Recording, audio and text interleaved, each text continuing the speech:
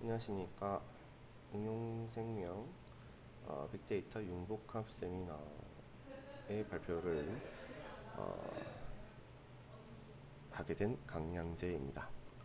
오늘 제가 발표할 내용은 Development of Biomedical Data Collection, Analysis, Report Platform for Bio Big Data Dataset Preparation 이라는 주제로 발표를 하게 되었습니다. 자, 배경 설명은 일단 스마트 헬스케어 사회로 우리 사회가 이동을 하고 있습니다. 그 이유는 일단 고령의 인구가 증가를 했고요. 그리고 우리의 의료 서비스 패러다임 자체가 변화를 했습니다. 그래서 우리가 정말 아팠을 때 병원을 찾아가는 것이 아니라 우리가 우리의 건강을 관리를 하겠다라고 하는 그런 의지가 강해졌다. 그리고 이번에 코로나로 인해서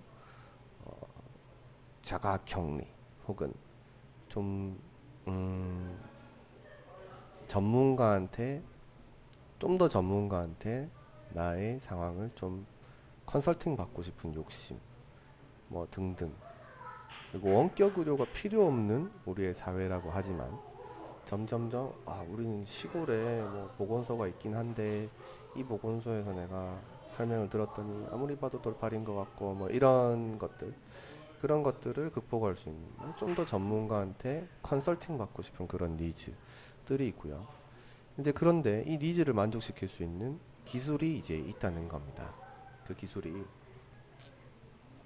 바로 빅데이터, 통신, 인공지능, 모바일 등등의 기술이 되겠습니다. 이 기술이 있으면 이제 앞에서 얘기했던 그런 사회적 니즈, 내가 좀 더 전문가한테 맡기고 싶다, 내 증상을 상담받고 싶다라는 것들입니다. 그리고 의료 데이터가 굉장히 증가를 했습니다. 이것은 의료라고 하는 이 분야의 특성이기도 하고, 의료라는 분야 자체가 데이터를 굉장히 소중히 하는 이제 그런 영역이죠. 그러다 보니 기존에 쌓여 있는 데이터도 사실 너무너무 많고요. 잘 정리된 데이터가. 그리고 지금 당장 쌓이고 있는 데이터도 어마어마해지고 있습니다. 그리고 제가 이제 원래 전공인 그 유전체 데이터 역시도 의료 분야에서 폭발적으로 증가하고 있죠. 그래서 지금 데이터량이 2020년에 500페타바이트라고 했는데 한 50배가 2020년대는 증가했다고 알려져 있습니다. 그래서 이것을 도대체 우리가 뭐 어떻게 활용을 하고 어떻게 활용을 할 것인가가 사실 이슈죠. 그래서 스마트 헬스 케어라고 하는 이 사회가 사실은 데이터를 잘 관리하고 분석하고 해석하는 사회가 된다는 말입니다. 그래서 이러한 것들을 이제 잘 추진하기 위해서 정책들이 전 세계적으로 그리고 한국에서 수행되고 있는데요. 보시면 미국에서도 마찬가지, 중국, 일본, EU도 마찬가지고 굉장히 많은 돈, 사업들을 투자하고 있는 것을 보실 수가 있습니다. 한국 역시도 스마트 헬스, 스마트 의료기기라고 하는 큰 꼭지 안에서 보건 의료 빅데이터, 융복합 의료기기 개발 실용화 등등의 정책을 수행을 하고 있는 것을 볼 수가 있습니다. 이게 2018년 데이터인데 지금은 아예 데이터 중심 병원이라고 하는 이름으로 확대되고 있죠. 자, 이제 그러한 기술들이 이제는 산업화가 된 것들이 많은데요. 그 중에 하나, 가장 최근에 이제 산업화가 되고 일상화가 된 기술이 바로 인공지능입니다. 사실 임팩트가 굉장히 높았고 지금도 왈가왈부하고 있는 부분입니다. 특히 이제 이런 대상 탐지 기술 혹은 생선 기술 그리고 강화 학습 이런 것들, 그러니까 뭐 오브젝트 디텍션 같은 경우는 사진을 봤더니 여기가 고양이네, 여기가 버스네, 여기가 말이네 하는 것들을 순식간에 컴퓨터가 알아낼 수 있는 기술이고요. 여기 보시는 생성 기술 같은 경우에는 원래 흑백 사진인 것들을 칼라로 생성할 수 있는 기술이고요. 그리고 강화학습이라고 하는 것들은 다양한 모델들이 환경에 맞게 재조정되고 거기에 맞는 판단을 내릴 수 있는 것, 자율주행차가 거기에 해당되겠습니다.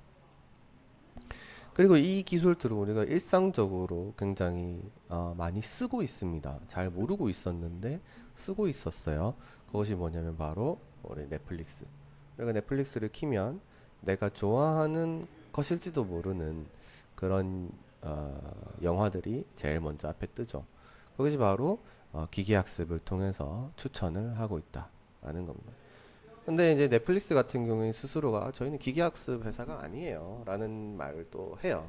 그 이유는 뭐냐면 사실 각각의 영화에 대한 데이터를 실제로 수작업을 통해서도 기록을 하고 있다 라는 부분.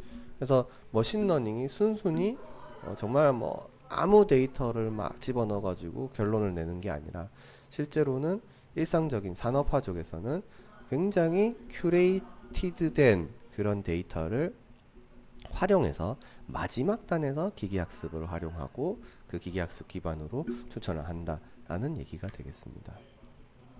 그리고 이제 스노우캠이라고 하는 것도 있죠. 요즘에 또 산업화가 굉장히 잘 된 분야인데 기계학습, 인공지능 기계학습을 통해서 눈썹과 눈의 위치, 코의 위치, 입의 위치, 턱의 외곽선을 쉽게 딸 수가 있습니다. 그러니까 이제 반기문 얼굴에다가 이런 데코레이션을 쉽게 붙일 수가 있죠. 그래서 각각의 포인트에다가 디자이너가 만들어 놓은 이런 이미지들을 렌더링만 하면 반기문 얼굴에다가 이런 것들을 붙일 수가 있다 하는 것입니다. 그리고 또 대표적인 성공 케이스인 리멤버 같은 경우에도 이 명함을 쉽게 촬영할 수 있게 하기 위해서 굉장히 고생해서 이렇게 외곽선을 따는 기계학습을 수행했다고 합니다. 그리고 이제 은행에서는 특히 외국에서는, 한국에서는 좀 카카오가 이런 걸 좀 하고 있고요.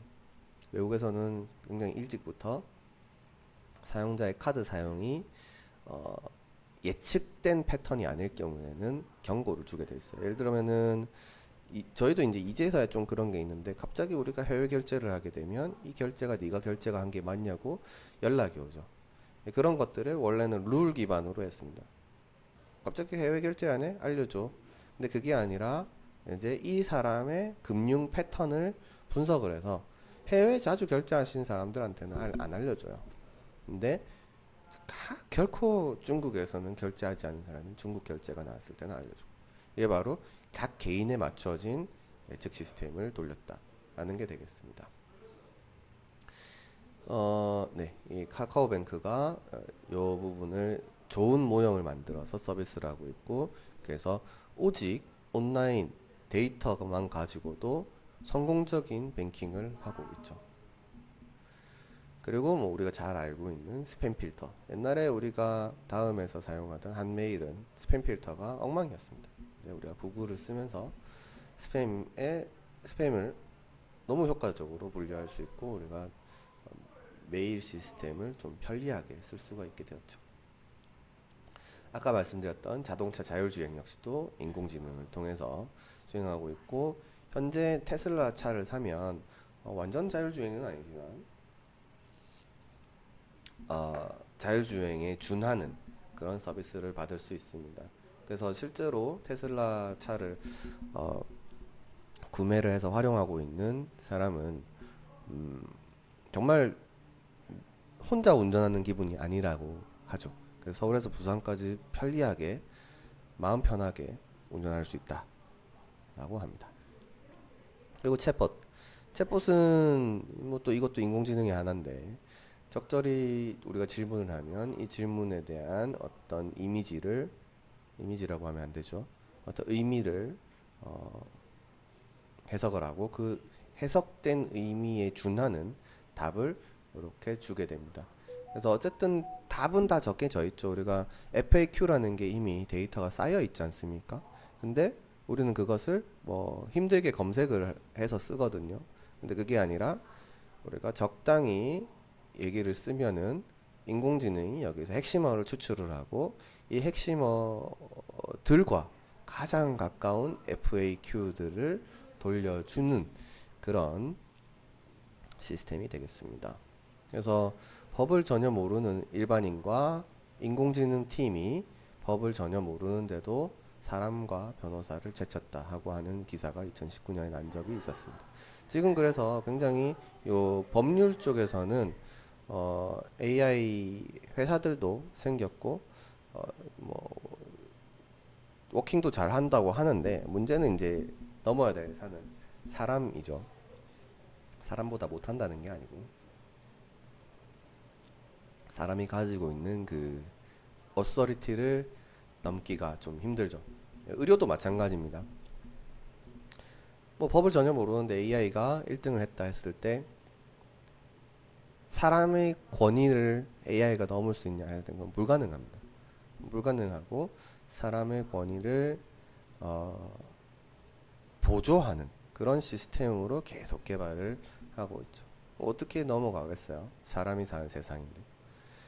네, 그리고 이제 감성 분석 같은 것들. 그래서 이제 사람의 얼굴을 카메라로 보면 여기 보면은 이 얼굴 분류를 통해서 이 사람의 어떤 표정에서 나오는 이 감정이 행복이다 라는 것을 추론해낼 수 있습니다. 컴퓨터가. 그러면은 여기서 보면 이런 가상 로봇 혹은 가상 홀로그램이 주인님 오셨어요? 표정이 왜 그래요? 혼났어요? 이런 것들을 물어볼 수가 있는 거죠. 그리고 이제 딥페이크가 이제 요즘에 또 이슈입니다. 간단하게 한번 보시면 저점이라 생각했잖아. 대출 받아 몰빵했잖아. 나 잠이 드는 순간조차 차트 봤었지. 샀다. 자, 이게 요즘에 이제 인기가 많은 나몰라 옛날에 그 나몰라 패밀리의 그 분들이 요즘에 이 가상 코인 뭐죠 이게 비트코인 투자 알트코인 투자를 통해서 나온 재밌는 노래를 만들어서 이 앨런 머스크 얼굴에 자기 얼굴을 거꾸로 온 거 자기 얼굴에 앨런 머스크 얼굴을 입혀가지고 동영상을 만들. 이 바로 이제 딥페이크 기술이라는 겁니다. 앞에서 봤던 그 기술과 굉장히 비슷한데요. 앞에서 봤던 요 얼굴에 있는 주요 포지션 뜯는 기술, 이 기술과 앨런 머스크가 워낙 강의를 많이 했으니까 그 얼굴 그 강의의 모습에서 나오는 그런 표정들 그런 것과 매핑을 해가지고요. 그러면은 제 얼굴과 앨런 머스크의 얼굴의 어떤 표정 같은 거 매핑을 해서 제 얼굴을 앨런 머스크로 바꿀 수 있는 그런 모델이 이제 잘 나왔거든요. 그래서 어차피 이제 눈, 코, 입이 추출이 되기 때문에 옛날에 포토샵으로 확성을 다 하지 않습니까? 그런 것처럼 다 할 수가 있다. 뭐 이렇게 되는 거죠. 그래서 요즘에 이제 유튜브 하시는 분들이 컨텐츠로 이걸 만들어서 실제로 수익을 어마어마하게 내시고 있습니다. 아이고.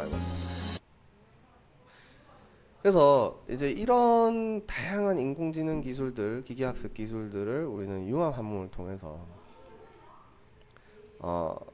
특히 생물 쪽에서 의미를 만들어내고 산업화를 해야 합니다.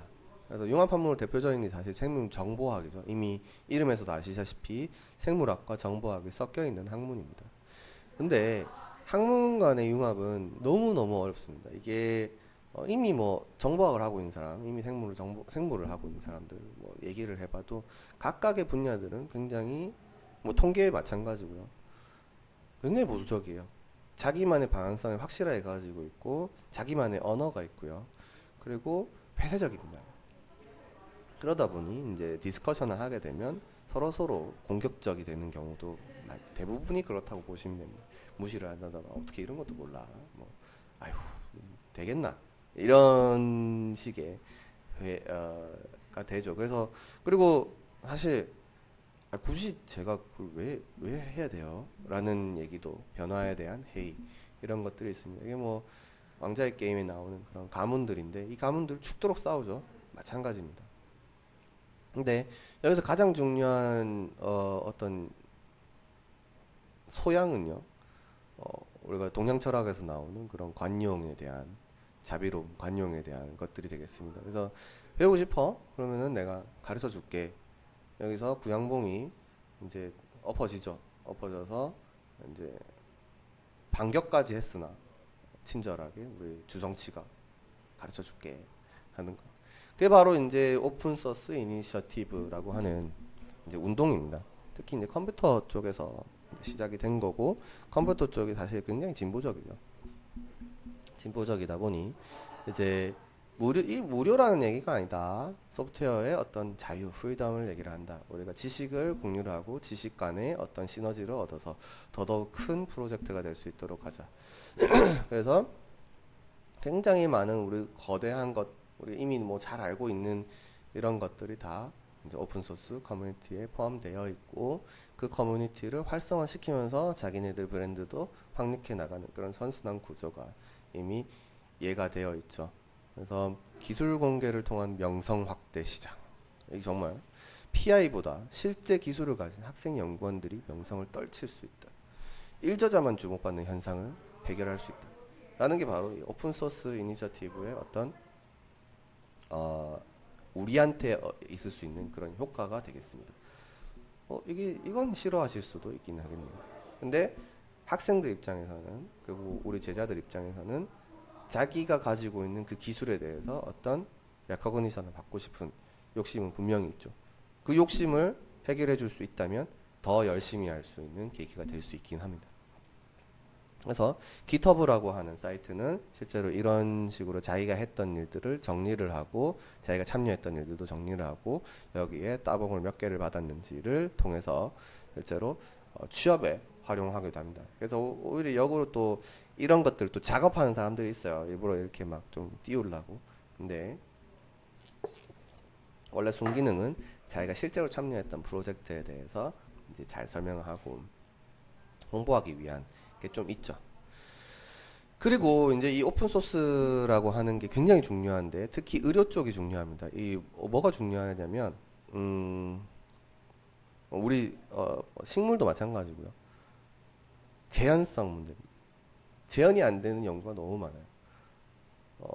네이처 사이언스, 셀 이런 데 나갔던 연구들이 우리 랩에서 해봤더니 안 되는데, 아니야, 니네들이 실험을 잘 못해서 그래 라는 디스커션, 커뮤니케이션들이 많죠. 근데 계속 해봤더니 안 돼, 이거 안 되는 거야 라고 했던 거, 옛날에 일본에서 그 뭐였죠? 줄기세포 관련된 거였나? 그래서 분화를 시키는데 뭐 차에다가 넣으면 된다 그래가지고 한번 난리가 난 적이 있었죠. 그런 것들. 재현성의 위기를 극복하기 위해서는 우리는 또 누구나 접근 가능한 기술이 되어야 된다. 역시도 이제 컴퓨터 분야가 너무 잘 만들어놨습니다. 그래서 대부분의 어떤 주요 통계적 기술들, 시각화 기술들, 분석적 기술들, 이런 것들이 그냥 몇 줄의 코드로 재현이 가능하도록 만들어놨습니다. 환경도 마찬가지고요. 우리가 옛날에는 슈퍼컴퓨터가 있는 뭐 랩에서만 할 수 있었던 것이 이제 클라우드 플랫폼만 있으면 그냥 할 수 있고 교육받을 수 있고 이런 세상이 되었죠. 그래서 실제로 구글에 있는 서비스를 들어가 보면 우리가 기사에서만 보던 그런 인공지능 기술들이 몇 번의 클릭으로만 활용할 수 있도록 이렇게 올려놨습니다. 사실 몇 번의 클릭은 아니긴 해요. 이거 좀 공부를 많이 해야 쓸 수 있긴 한데, 어쨌든 옛날처럼 내 인생을 털어넣어야 할 수 있는 그런 분야는 아니게 되었습니다. 마음 먹으면 내가 언제든 딴 거 다 때려치고 한 달만 투자하면요 다 할 수 있습니다. 그래서 융합학문으로서 대표적인 우리 생물정보학을 제가 예를 들었고, 특히 생물에서는 이런 빅데이터, 장비가 좋아지면서 점점점 하나가 전부 데이터예요. 데이터가 빅데이터가 되어가고, 이 데이터에 대한 가격은 지금 아예 바닥을 쳤어야지. 2013년이죠. 쭉이 내려왔습니다. 그래서 데이터는 너무 싸지니까 싸진 만큼 그런 데이터가 많아지게 되겠죠. 그래서 빅데이터. 우리가 빅데이터인 만큼 당연히 많은 분석을 할 수 있는데 이런 앞에서 봤던 오브젝트 디텍션에 관련된 기술도 바로 우리가 생물에 대해 적용을 할 수가 있는 거예요. 그래서 이 생물 이미지에 대해서 우리가 노린재를 바바바박 찾을 수 있는 그런 여기서 우리가 이게 뭐죠? 진딧물을 바로바로 찾을 수 있는 그런 모델을 만들고 있습니다. 그래서 이것은 이제 뭐 또 이거 재미있는 얘기인데요. 다들 이제 취업을 해서 혹은 대학원을 가서 이제 힘들어하는 내용입니다. 건강과 돈을 맞바꾸고 있지 취업에서 대학원생답게 생명끈을 줄여서 가방끈을 늘리고 있어. 네, 맞습니다. 이렇게 데이터라는 것은 대학원생과 학부생의 도움으로 수집을 하고 있습니다. 왜? 이 데이터 수집이라는 게 가장 중요하거든요. 이런 인공지능을 하고 뭐 4차 산업을 하고 뭐 이거 가지고 사업화를 하고 했을 때 기존에는 어차피 분석도 못할 거 데이터 모아서 뭐 해라는 얘기를 했지만 지금은 뭐다? 데이터 수집이라는 부분이 너무너무 중요하다는 겁니다. 데이터 수집을 쉽게 할 수 있으면 그것 자체가 연구가 될 것이다 라는 게 저희가 가지고 있는 퍼스펙티브입니다. 그래서 저희는 닥터로그라고 하는 이런 메디컬 데이터 수집 콜렉션 빠졌나요? 데이터 어널리시스 플랫폼을 닥터로그라고 하는 플랫폼을 만들었습니다. 병원에서 이런 EMR 데이터, 일렉트릭 메디컬 레코드, 그 CDM 공통 데이터 모델, 커먼 데이터 모델, 그리고 병원에서 나오는 각종 모바일 데이터. 의사 선생님들이 생각보다 사실 되게 많이 찍거든요. 엑스레이나 뭐 CT나 이런 것뿐만이 아니고 각 환자들의 환부가 지금 어떻게 돼 있는지, 이 사람들이 어떻게 걸어 다니고 있는지 이런 것들을 모바일 레코드를 많이 수집을 하고 있단 말입니다. 그래서 이 데이터들을 닥터로그라고 하는 플랫폼에다가 다 쌓아둘 것이고요. 그래서 이것을 궁극적으로는 이제 분석을 할 수 있는 백오피스, 웹 기반의 백오피스에 연동을 시킵니다. 그리고 닥터로그는 이런 연동을 위해서 이제 쉐어링 API라고 하는 것은 이제 프로그래머블 인터페이스인데요. 닥터로그에 쌓여 있는 그런 데이터를 제3의 파이썬 코드를 이용해서 분석을 할 때 쓸 수 있는 인터페이스가 되겠죠. 그래서 이러한 인터페이스를 활용을 해가지고 인공지능 기반의 이미지 분석도 할 수 있고요. 그리고 저희가 뭐 잘하는 지노믹스도 할 수가 있는 겁니다. 그래서 지금 저희가 이제 꾸준히 만들고 있는 딥러닝 모델들이고 딥조인트라는 게 있고 딥모션이라는 게 지금 현재 존재하고 딥비디오라는 것도 지금 가지고 있습니다. 딥시티는 아직 안 했는데. 그래서 닥터로그라고 하는 타임라인이 생기게 되고 여기에는 메디컬 데이터들이 쌓이게 됩니다. 그리고 메디컬 데이터는 API를 통해서 인터페이스라고 했죠. 인터페이스를 통해서 어떤 인공지능 모델로 들어가게 되어 있습니다. 인공지능 모델은 결과를 돌려주고 어나리시스 레포트 1, 2, 3가 이렇게 붙어지게 됩니다. 그래서 이 닥터로그라고 하는 것은 사실 우리가 가지고 있는 인스타그램과 비슷한데 이 인스타그램의 이제 병원의 상황에 맞는 데이터 수집 툴로서 데이터 수집 이 우리가 전문 용어로 왁구라고 하는데 그 왁구로 디자인이 되어 있습니다. 그래서 그 디자인이 되어 있고 거기에 댓글이 달리게 되어 있고요. 인공지능 기반으로 이렇게 추천 메시지가 들어가게 되어 있습니다. 그리고 여기서 나온 데이터들은 닥터로그 백오피스라고 하는 웹 기반 플랫폼에서 연동이 되고 여기서 이런 리포트를 생성할 수가 있습니다. 진단명과 치료명 그리고 여기에 커멘트들이 달리게 되어 있습니다. 그리고 현재 저희가 이제 가지고 있는 기술들, 인공지능 기반의 기술들 그리고 저희가 최근에 논문을 냈던 고관절 인식 어플리케이션을 다 장착을 하고 있습니다. 그래서 앞으로는 이제 인공지능을 통해서 의료 데이터의 익명화를 추진하고 있고요. 익명화라고 하는 것은 실제 데이터는 이런 건데 뭐 요즘 개인정보가 중요하다고 계속 우리 IR 할 때마다 잔소리를 해서 이것을 GAN이라고 하는 인공지능을 통해서 이런 페이크 데이터를 이렇게 잔뜩 생성을 해서 이걸 가지고 분석을 하는 방향성을 가지고 있습니다. 그래서 여기에 있는 사진들은 진짜 사진인데 여기에 있는 사진들은 가짜 사진인 거죠. 여기에 있는 특성들이 잘 반영되어 있는 인공지능 엑스레이 사진이 되겠습니다. 그래서 여러분들이 보시면 오리지널 데이터는 이렇게 생겼는데 개인을 통해서 생성한 이미지는 이렇죠.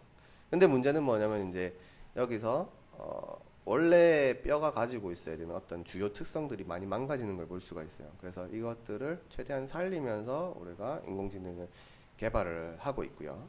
그리고 포즈 에스티메이션이라고 하는 이미 잘 알려진 기술이 있는데 이걸 통해서 모델의 걸음걸이와 할머니의 걸음걸이를 비교해서 나오는 이런 차이, 갭들을 이용해서 우리가 실제로 패턴화를 합니다. 시계열 패턴화를 하고 이 패턴을 기반으로 이분의 어떤 보행적인 문제를 정상 혹은 질환들을 판단을 해서 결과지를 생성하는 그런 연구를 수행을 하고 있습니다. 실제 요거는 뭐 다른 회사에서도 수행을 하고 있고요. 이 회사에서 만드는 또 그 회사의 API와 우리 닥터로그의 API를 연동을 해서 실제 결과를 돌려줄 수 있는 그런 걸 생각을 하고 있습니다.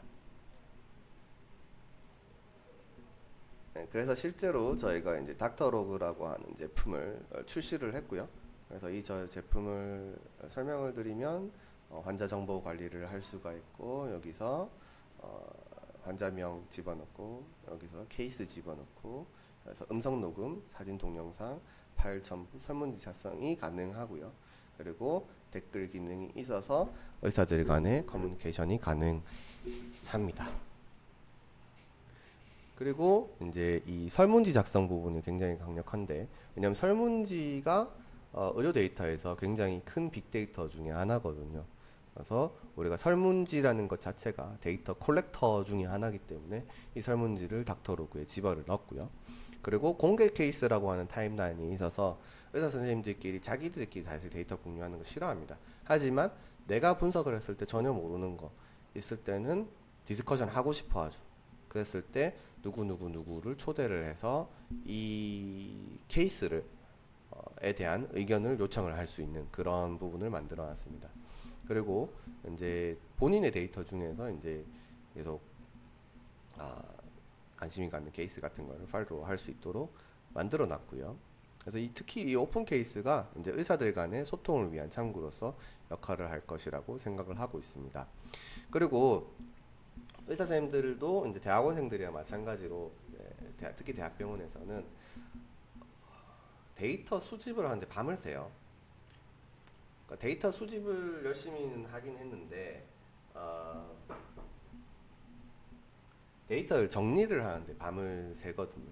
그럼 데이터 정리를 하는데 밤을 샌다는 건 무슨 말이냐면 오늘 하루 종일 어떤 환자 수술 후의 환자, 수술 전의 환자에 대한 사진도 찍고 뭐 이렇게 했는데 나중에는 기억이 안 나는 거죠.